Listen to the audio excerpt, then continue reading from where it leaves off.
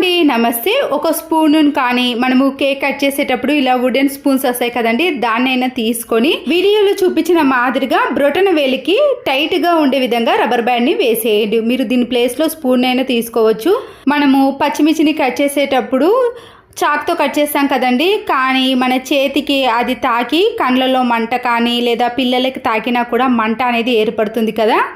ఇలా దానికి బదులుగా మనము ఇప్పుడు పచ్చిమిర్చిని తీసుకొని ఇలా వుడెన్ స్పూన్ కింద పెట్టేసి మనము నైఫ్తో కట్ చేసామనుకోండి, మన చేతికి అనేది అంటుకోకుండా ఉంటుంది. ఎన్ని కట్ చేసినా కూడా మనకి మంట అనేది అస్సలకే రాదు. చిన్నపిల్లలు ఉన్నప్పుడైతే ఈ టిప్ చాలా బాగా యూజ్ అవుతుందండి. అంతేకాకుండా మనము ఎండుమిర్చిని తీయాలన్నా కూడా ఈ టిప్ అనేది యూజ్ అవుతుంది. మరొక యూస్ఫుల్ టిప్ని కూడా చూసేయండి. మనము రేషన్ బియ్యం కానీ లేదా ప్రతిరోజు వండుకునే సన్న బియ్యం ఉంటాయి కదండి, దాంట్లో పురుగు, తెల్ల పురుగు కానీ నల్ల పురుగు అనేది ఎక్కువగా పట్టేస్తుందండి. తేమ కొద్దిగా ఏర్పడ్డా లేదా వాటర్ పడ్డా కూడా పురుగు అనేది ఏర్పడుతుంది కదా. మనము రేషన్ బియ్యము ఎక్కువ రోజులు స్టోర్ చేసుకోవాలన్నా లేదా సన్న బియ్యంలో పురుగు అనేది అస్సలకే పట్టకూడదు అంటే రాళ్ళ ఉప్పు ఉంటుంది కదండి, ఆ రాళ్ళ ఉప్పును ఒక చిటికెడంతా కానీ లేదా ఒక స్పూన్ అంతా కూడా ఈ బియ్యంలో కలిపేసేయండి. ఇన్ని బియ్యంలో ఒక చిటికెడు కానీ 1 టీ స్పూన్ రాళ్ళ ఉప్పును కలిపామనుకోండి, టేస్ట్ అనేది ఏం చేంజ్ ఉండదు. పురుగు అనేది అస్సలకే పట్టదండి. చాలా రోజుల పాటు ఫ్రెష్గా స్టోర్ చేసుకోవచ్చు. పిల్లల స్కూల్ బ్యాగులు కానీ లేదా మనం హ్యాండ్ బ్యాగులు ఉంటాయి కదండి, ఇలా జిప్ అనేది ఒక్కొక్కసారి స్ట్రక్ అవుతుందండి. ఇలా చివరి సైడ్నైతే ఇంకా ఎక్కువగా స్ట్రక్ అవుతుంటుంది కదా. అలాంటి టైంలో మన ఇంట్లో ఉండే సోప్ ఉంటుంది కదండి, మిగిలిపోయిన సోప్ తుణుకలను ఇలా జిప్కి అప్లై చేసి ఒక 2-3 టైమ్స్ పాటు జిప్ని బాగా పెట్టేసామనుకోండి, స్మూత్గా పనిచేస్తుంది. ఎక్కడ కూడా స్ట్రక్ అనేది అస్సలకే ఉండదు. అప్పుడు బయటకు వెళ్ళి దీన్ని రిపేర్ చేయించుకోవాల్సిన పని కూడా ఉండదు. సంవత్సరం పాటు నిల్వ చేసుకునే ఏవైనా చట్నీలు ఉంటాయి కదండి, మామిడి చట్నీ కానీ లేదా నిమ్మకాయ చట్నీ లేదా కొన్ని రోజుల పాటు ఇలా చట్నీని పెట్టుకున్నప్పుడు క్యాప్ని పెట్టేసామనుకోండి, దాని చుట్టూ కూడా చట్నీ అంటుకొని నల్లగా తయారవుతుంది. అప్పుడు స్పూన్ కూడా చాలా నల్లగా ఉంటుందండి. చట్నీ అనేది ఎక్కువ రోజులు పాడవకుండా ఉండాలి అంటే డీప్ ఫ్రై చేసిన ఆయిల్ కానీ లేదా కొద్దిగా ఆయిల్ని వేడి చేసి ఇలా క్యాప్ చుట్టూ మనం పెట్టిన స్పూన్కు కూడా ఆయిల్ని అప్లై చేసి పెట్టేసామనుకోండి, స్పూన్ కానీ ఈ చట్నీకి పెట్టిన క్యాప్ అనేది నల్లబడకుండా చట్నీ అనేది ఎలాంటి స్మెల్ లేకుండా ఎక్కువ రోజుల పాటు ఫ్రెష్గా స్టోర్ చేసుకోవచ్చు. హార్లిక్స్ బాక్సులు కానీ బూస్ట్ బాక్సులు కానీ లేదా ఏదైనా మనము ఇలాంటి బాక్సులను ఓపెన్ చేసినాక తర్వాత అలాగే పెట్టేసామనుకోండి, దాంట్లోకి గాలి చొరబడి అవి మెత్తబడటం లాంటివి జరుగుతూ ఉంటాయి. ఇలాంటి బాక్స్ని మనం ఓపెన్ చేసినా కూడా మళ్ళీ క్లోజ్ చేయడం ఎలా అంటే ఇలా గట్టిగా ముందటి భాగాన్ని బాగా ప్రెస్ చేస్తూ తర్వాత దానికి ఉన్న పైన క్యాప్ను దాంట్లో పెట్టేసామనుకోండి, ఈజీగా పైన ఉన్న క్యాప్ అనేది క్లోజ్ అయిపోతుంది. అప్పుడు దాంట్లోకి గాలి చొరబడకుండా అది కింద పడ్డా కూడా దీంట్లో నుంచి ఒకటి కూడా బయటికి రాకుండా ఉంటాయండి. మనము ఎక్కువ రోజులు స్టోర్ చేసుకోవడానికి వీలవుతుంది. సోరకాయ కానీ బీరకాయ కానీ ఇలాంటి కాయలను మనము ఎక్కువగా తెచ్చుకున్నప్పుడు హాఫ్ మాత్రమే వండుకుంటాం అనుకోండి, అది అట్లనే మిగిలిపోతుంది. మనము దీన్ని ఫ్రిడ్జ్లో అలాగే పెట్టేసినా కూడా నల్లగా మొత్తం పాడవుతుంది కదా. సిల్వర్ ఫాయిల్ పేపర్ ఉంటుంది కదండి, కొద్దిగా కట్ చేసి ఈ సోరకాయని ఎక్కడైతే కట్ చేసామో ఆ ప్లేస్లో దీన్ని పెట్టేసామనుకోండి, మళ్ళీ ఈ సోరకాయ అనేది కొన్ని రోజుల పాటు ఫ్రెష్గా స్టోర్ చేసుకోవచ్చు. తిరిగి దీన్ని మళ్ళీ వండుకోవాలన్నా కూడా కొద్ది భాగం కూడా పాడవకుండా ఉంటుంది. మన డబ్బులు అనేవి వృధా కావు. పువ్వులను మనము ఇలా ఎక్కువ మోతాదులో తెచ్చుకున్నప్పుడు కవర్లో పెట్టి ఫ్రిడ్జ్లో స్టోర్ చేస్తాం కదండి, అయినా సరే కవర్కి తడి ఎక్కువగా ఏర్పడి పువ్వుల్లో ఉండే రెక్కలు రాలిపోవటం కానీ లేదా పువ్వులు అనేవి నల్లబడటం లాంటివి జరుగుతూ ఉంటుంది. ఇలా తడి అనేది అడుగు భాగాన ఏర్పడకుండా ఉండాలి అంటే మనము ఇలా మందంగా ఉండే కవర్ను తీసుకున్నాక దాంట్లో అడుగు భాగాన మీరు పిల్లలు వాడే నోట్బుక్స్ యొక్క పేపర్లు ఉంటాయి కదండి, అది వేసినా పర్వాలేదు. లేదా ఇలాంటి బ్యాగులు వస్తాయి కదండి, ఆన్లైన్లో ఆర్డర్ పెట్టినప్పుడు కాగితం లాంటి బ్యాగులు వస్తాయి కదా, దాన్ని నేను ఇలా చిన్నగా చేసి ఈ కవర్ కింద అడుగు భాగాన వేసేస్తున్నాను. ఇలా చేయటం వలన అడుగు భాగాన తడి అనేది అస్సలకే ఏర్పడదండి. ఈ కాగితం అనేది పూర్తిగా పీల్చేస్తుంది. దీనివల్ల పువ్వులను చాలా రోజుల పాటు మనము ఫ్రెష్గా స్టోర్ చేసుకోవచ్చు. మరొక యూస్ఫుల్ టిప్, రాగి పాత్రలు కానీ ఇత్తడి పాత్రలు పూజా సామాగ్రి ఉంటాయి కదండి, మనము రుద్ది చేతులు అరిగేదాకా క్లీన్ చేయాల్సిన పని లేదండి, నీటిలో ముంచితే చాలు. ఇక్కడ చూసారు కదండి, ఇత్తడి కానీ రాగి పాత్రలు అన్నిటినీ కూడా పూజా సామాగ్రిని అన్నిటినీ కూడా ఒక పక్కన పెట్టేసుకోండి. ఎన్ని ఉన్నా సరేనండి, మనము చేత్తో స్క్రబ్బర్తో కానీ రుద్దాల్సిన పని అనేది అస్సలకే ఉండదు. ఒక బగోన్లో నేను ఎక్కువగా వాటర్ని తీసుకున్నానండి. ఇవి నీటిలో ముంచితే పూర్తిగా మునిగేంత వరకు కూడా తీసుకోవాలి. హై ఫ్లేమ్లో పెట్టి దీంట్లో వైట్ వెనిగర్ ఉంటుంది కదండి, కొద్దిగా యాడ్ చేయండి. దీంతో పాటు వంట సోడాను కూడా ఒక 2-3 టీ స్పూన్స్ వరకు వేయాలి. నిమ్మకాయ ఉంటుంది కదండి, నేను పెద్ద సైజు నిమ్మకాయని తీసుకున్నానండి. 1.5 నిమ్మకాయని తీసుకొని దాంట్లో ఉండే రసాన్నంతా కూడా ఈ వాటర్లో కలిపేసుకోవాలి. మీరు నిమ్మకాయను కూడా బాగా తీసుకోవాలండి, అప్పుడే నీటిలో ముంచితే త్వరగా క్లీన్ అవుతాయి. ఇలా 1.5 నిమ్మకాయ రసాన్ని తీసుకున్న తర్వాత 2 టీ స్పూన్స్ వరకు మీరు సాల్ట్ను కూడా వేసుకోవాలి. వాటర్ అనేది బాగా మరగనివ్వాలండి. మరిగిన తర్వాతనే స్టవ్ని ఆఫ్ చేసుకొని ఇలా గిన్నెలో మన దగ్గర ఉన్న పూజా సామాగ్రిని మొత్తాన్ని కూడా నీటిలో ముంచేసేయండి. ఇక్కడ ఇత్తడి, రాగి అన్ని పాత్రలను కూడా ఈ వాటర్లో ఇలా పూర్తిగా మునిగేంత వరకు కూడా వేసుకోవాలి.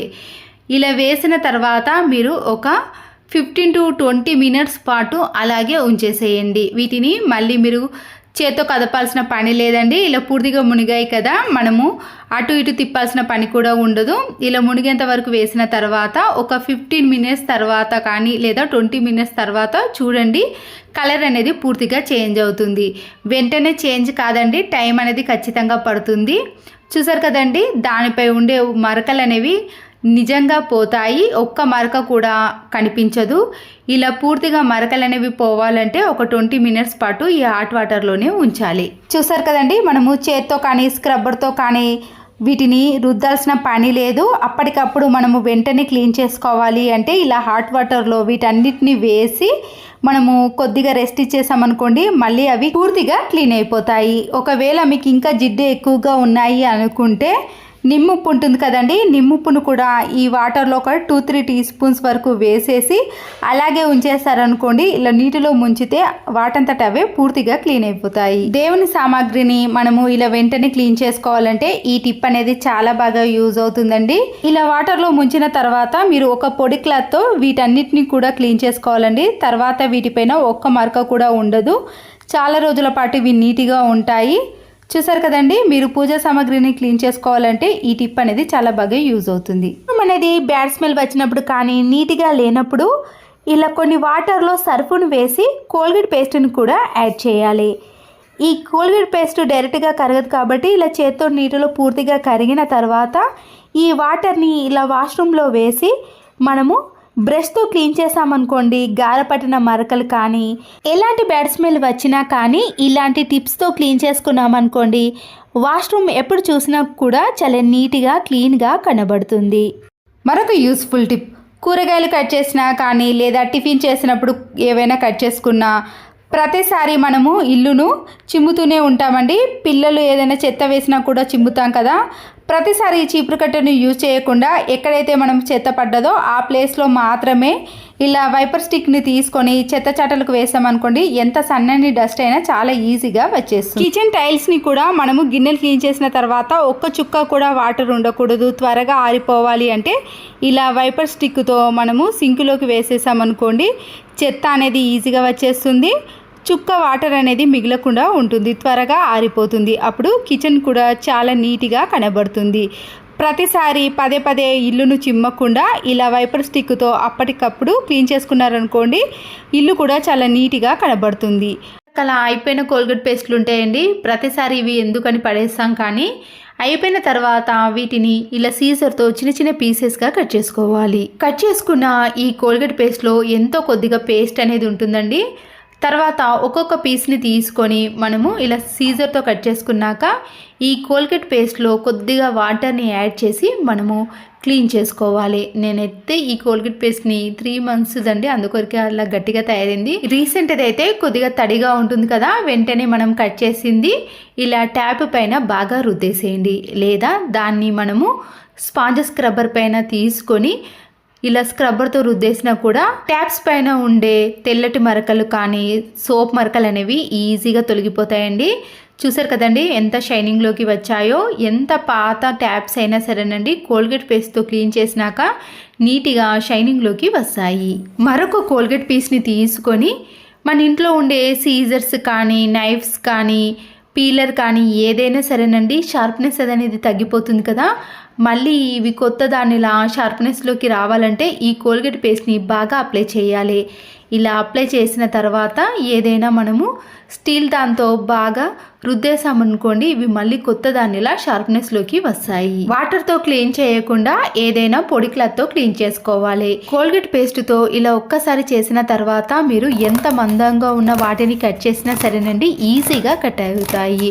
నేను ఈ రెండిటితో మందంగా ఉండే కార్డ్బోర్డ్ని తీసుకున్నానండి. ఎలా కట్ అయిందో చూడండి. ఇదే కదండి మిక్సీ జార్ యొక్క బ్లేడ్లు అనేవి షార్ప్నెస్ తగ్గిపోయినప్పుడు వీటిని కూడా చిన్న చిన్న పీసెస్గా కట్ చేసి కూడా అవి మళ్ళీ షార్ప్నెస్లోకి తెచ్చుకోవచ్చు. ఇంకొక పీస్ని తీసుకొని ఇంట్లో ఉండే వాష్ బేసిన్ కానీ సింక్ కానీ ఏదైనా బ్యాడ్ స్మెల్ వచ్చినప్పుడు దీంతో క్లీన్ చేసుకున్నారనుకోండి, బ్యాడ్ స్మెల్ అనేది అస్సలుకే రాదు. క్లీన్ అవ్వటం కూడా చాలా ఈజీగా క్లీన్ అయిపోతాయి. వాడే బ్లౌజులు ఏవైనా సరేనండి, మనము ఎక్కువ రోజులు అలాగే పెట్టేసామనుకోండి, ఈ ఉక్స్ అనేవి కొద్దిగా నల్లగా మారిపోతాయి. బ్లౌజ్ పైన కూడా మరకలుగా ఏర్పడతాయండి. ఇలా ఎక్కువ రోజులు మనము వాడని బ్లౌజులు కానీ ఎప్పుడు కూడా నీట్గా ఉండాలి అంటే ఇలాంటి ఉక్స్ పైన మనము వైట్ కలర్ ప్లాస్టర్ని వేసేయండి. ఇలా వేసామనుకోండి, ఉక్స్ పైన మరకలు అనేవి ఉండవు, బ్లౌజులకు కూడా మరకలు పడకుండా నీట్గా ఉంటాయి. సీజర్ల యొక్క షార్ప్నెస్ అనేది తగ్గిపోకుండా, అంతేకాకుండా పిల్లలు ఎవరు కూడా తీయకుండా గట్టిగా ఉండాలి అంటే ఇలా పెన్ క్యాప్ని పెట్టేసి మనము బయటకి ఎక్కడికైనా తీసుకెళ్ళడానికి వీలు ఉంటుంది. పిల్లలైతే అస్సలకే తీయరాకుండా ఉంటుందండి. షార్ప్నెస్ కూడా తగ్గిపోదు. అరలి చేసుకున్నప్పుడు మనము ఇడ్లీ పాత్రలు క్లీన్ చేయాలంటే చాలా ఇబ్బంది పడతామండి. స్క్రబ్బర్ అంతా కూడా ఈ ఇడ్లీ పిండి అనేది అంటుకోవటం వలన మళ్ళీ దాన్ని క్లీన్ చేయాల్సిన పని కూడా ఏర్పడుతుంది కదా. పాడైపోయిన ఒక టూత్ బ్రష్ని తీసుకొని ఇలా ఇడ్లీ పాత్రలన్నిటినీ కూడా క్లీన్ చేసుకోవాలి. ముందుగా మనము నానబెట్టుకొని ఇలా క్లీన్ చేసుకున్నాం అనుకోండి, చాలా త్వరగా ఇడ్లీ పాత్రల నుంచి అవి సపరేట్ అవుతాయి. మనము స్క్రబ్బర్ని కూడా యూజ్ చేయాల్సిన అవసరం ఉండదు. మన చేతికి కూడా ఇడ్లీ పిండి అనేది అంటుకోకుండా ఉంటుంది. పిల్లలకు కానీ మనకు కానీ నచ్చిన ఫొటోస్ ఉంటాయి కదండి, అప్పుడప్పుడు మన ఇంట్లో ఇలాంటి ఒక్కొక్క ఫోటోకి ఫోటో ఫ్రేమ్ లేనప్పుడు నచ్చిన చోట మనము ఇలా అయస్కాంతంతో ఈజీగా అతికించుకోవచ్చు. నేనైతే ఇలాంటి సింగిల్ ఫొటోస్ని ఫ్రిడ్జ్ డోర్కి అతికించేస్తున్నానండి. ముందుగా ఏదైనా అయస్కాంతాన్ని ఫ్రిడ్జ్ డోర్కి పెట్టేసి దానిపైన ఫోటో పెట్టి మరొక అయస్కాంతాన్ని పెట్టేసామనుకోండి, మనము ఎక్కడంటే అక్కడ ఈజీగా ఇలాంటి ఫొటోస్ని, పిల్లలకి నచ్చిన ఫొటోస్ని కూడా అతికించుకోవచ్చు. ఫ్లవర్ని మనము మార్కెట్ నుంచి తెచ్చుకొని ఫ్రిడ్జ్లో కవర్లో పెట్టి అలాగే స్టోర్ చేసుకున్నాం అనుకోండి, త్వరగా నల్లబడిపోతాయి. ముందుగా దాని వెనుక ఉండే కాడలు ఉంటాయి కదండి, ఆ కాడలన్నిటినీ కూడా కట్ చేసేయండి. వీటన్నిటిని ఒక కవర్లో వేసి ముడివేసిన తర్వాత మనము గట్టిగా బండకేసి కొట్టేసామనుకోండి, ఇవన్నీ కూడా ఇలా చిన్న చిన్న పీసెస్గా కట్ అవుతాయి. మనము నైఫ్తో కూడా కట్ చేయాల్సిన పని ఉండదండి. తర్వాత వీటిని అలాగే కవర్లో పెట్టేసి ఫ్రిడ్జ్లో స్టోర్ చేసుకున్నామనుకోండి, అప్పుడు పురుగు కానీ బూజు పట్టకుండా ఉంటుంది. ఇవన్నీ కూడా విడివిడిగా అవుతాయి కాబట్టి ఫ్రిడ్జ్లో ఎన్ని రోజులు స్టోర్ చేసుకున్నా కూడా పాడవకుండా ఉంటుంది. పిల్లలు కానీ మనం కానీ ఏవైనా తయారు చేసినప్పుడు ఫెవికల్ని మన చేతికి పెట్టుకొని అంటిస్తాం కదండి, దీనివల్ల స్మెల్తో పాటు మన చేతిని కూడా పదే పదే ఫ్రెష్ చేసుకోవాల్సిన పని కూడా ఏర్పడుతుంది కదా. మన ఇంట్లో వైట్ కలర్ ప్లాస్టర్ కానీ ఎలాంటి ప్లాస్టర్ అయినా సరేనండి, ముందుగా ఈ ప్లాస్టర్ని మన చేతి వేలకు వేసుకోవాలి. ఈ ప్లాస్టర్ పైన ఫెవికల్ని కానీ గమ్ని కానీ గ్లూ గమ్ని కానీ ఏదైనా సరేనండి ఇలా పెట్టేసుకొని ఎక్కడైతే మనం అంటించుకోవాలనుకుంటున్నామో ఆ ప్లేస్లో ఇలా అప్లై చేయండి. ఇలా చేయటం వలన మన పని చాలా సులువైపోతుంది. మళ్ళీ మనకి ఎలాంటి స్మెల్ రాదు. మన చేతి వేళ్ళను కూడా పదే పదే క్లీన్ చేయాల్సిన పని కూడా ఉండదు. ఇలాంటి డయాగ్రామ్స్ కానీ పిల్లల పేజెస్ కానీ ఏది కావాలన్నా కూడా ఈ టిప్ అనేది యూజ్ అవుతుంది.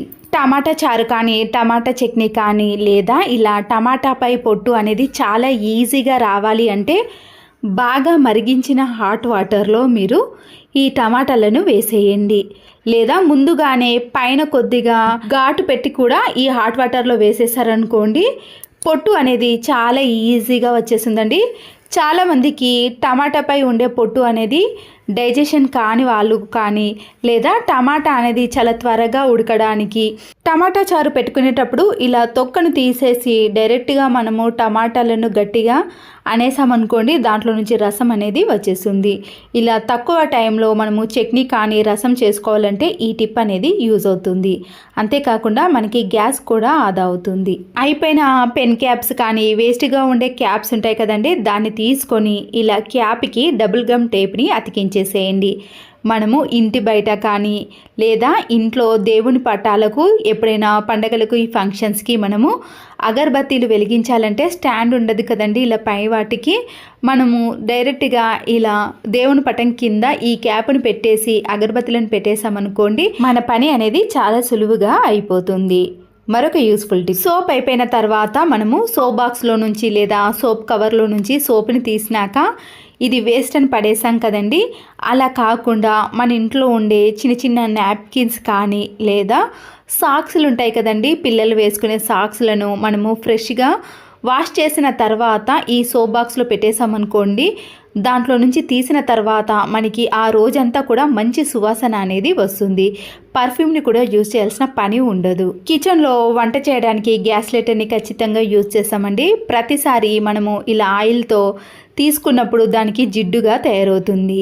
వాటర్తో క్లీన్ చేయలేం కదండి, కోల్గేట్ పేస్ట్ని కొద్దిగా అప్లై చేసి చేత్తో కానీ స్క్రబ్బర్తో కానీ ఇలా గట్టిగా రాసామనుకోండి, దానికి ఉండే జిడ్డు మరకలు అనేవి పోతాయి. తర్వాత మనం టిష్యూ పేపర్తో కానీ క్లాత్తో క్లీన్ చేసుకున్నాం అనుకోండి, గ్యాస్ లైటర్ అనేది మంచి షైనింగ్లోకి రావటమే కాకుండా నీట్గా కనబడుతుంది. గ్యాస్ లైటరే కాకుండా మీరు ఆయిల్ క్యాన్ని కూడా ఈ టిప్ తోటే క్లీన్ చేసుకోవచ్చు. ఒక గిన్నెని తీసుకొని అయిపోయిన ఖాళీ ట్యాబ్లెట్ షీట్స్ ఉంటాయి కదండి, వాటిని చిన్న చిన్న పీసెస్గా కానీ లేదా ఇలా హాఫ్గా కట్ చేసి వేసేయండి. దీంట్లో కూల్ వాటర్ కాకుండా గోరువెచ్చగా ఉండే హాట్ వాటర్ని వేసుకోవాలి. ప్రతిరోజు పెట్టుకునే జ్యువెలరీ ఐటమ్స్ కానీ లేదా ఎప్పుడైనా పెట్టుకునే ఇలాంటి ఇయర్ రింగ్స్, చైన్స్ ఉంటాయి కదండి, వాటన్నిటిని కూడా ఇందులో వేసి ఒక 10 మినిట్స్ పాటు అలాగే ఉంచేసేయండి. తర్వాత మనం వీటిని నీటిలో నుంచి తీసి ఏదైనా క్లాత్తో క్లీన్ చేసామనుకోండి, ఇవి మళ్ళీ ఎప్పటి మాదిరిగా నీట్గా కొత్త దానిలా కనిపిస్తాయి. కలర్ అనేది ఖచ్చితంగా చేంజ్ అవుతుందండి.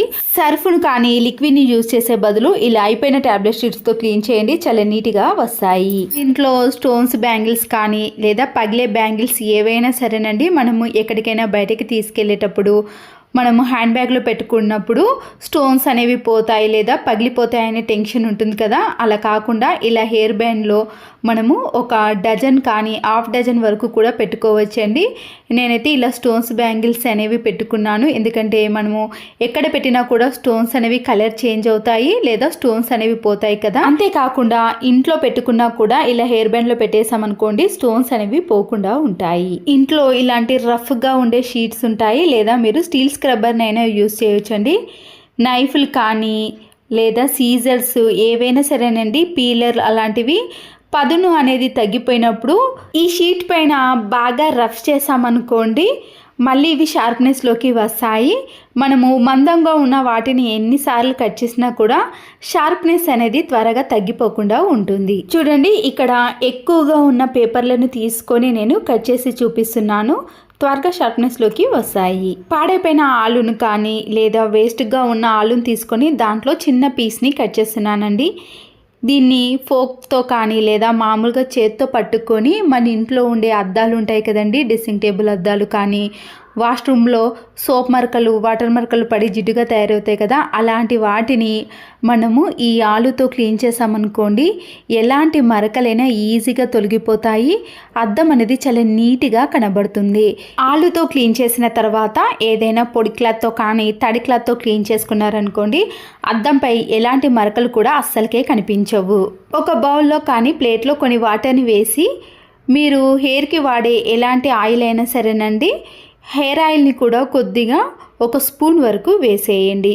ఇది బాగా మిక్స్ అయిన తర్వాత క్లాత్ని తీసుకొని ఈ వాటర్లో తడిపేసి మన ఇంట్లో ఉండే వుడ్ డోర్స్ ఉంటాయి కదండి, ఆ డోర్ని దీంతో క్లీన్ చేశారనుకోండి, డోర్ అనేది షైనింగ్లోకి రావటమే కాకుండా ఎలాంటి మరకలైనా తొలగిపోతాయండి. అప్పుడప్పుడైనా మనము ఇలా ఆయిల్లో వాటర్ని వేసి క్లీన్ చేసుకున్నాం అనుకోండి, మరకలు అనేవి తొలగిపోతాయి. అంతేకాకుండా డోర్ కూడా మళ్ళీ కొత్త దానిలా కనిపిస్తుంది. ఆ మరకలు పెయింట్ ఇవ్వండి, ఈ మరకలు పోలేవని కామెంట్ పెట్టకండి. చూసారు కదండి, నీట్గా కనిపిస్తుంది. అంతేకాకుండా బాత్రూమ్ డోర్ కానీ లేదా మీరు పడుకునే బెడ్ కానీ ఏదైనా సరేనండి, ఇలా దుమ్ము పట్టినప్పుడు కానీ లేదా మురికిగా తయారైనప్పుడు ఇదే వాటర్లో తడిపేసి క్లాత్తో క్లీన్ చేశారనుకోండి, ఆ మరకలు అనేవి తొలగిపోతాయి.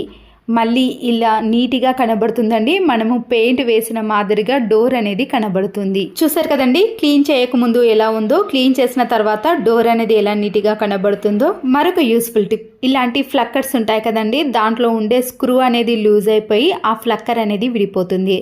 అప్పుడు మనం డబ్బులు ఖర్చు పెట్టినవి వేస్ట్ అవుతుంది కదా.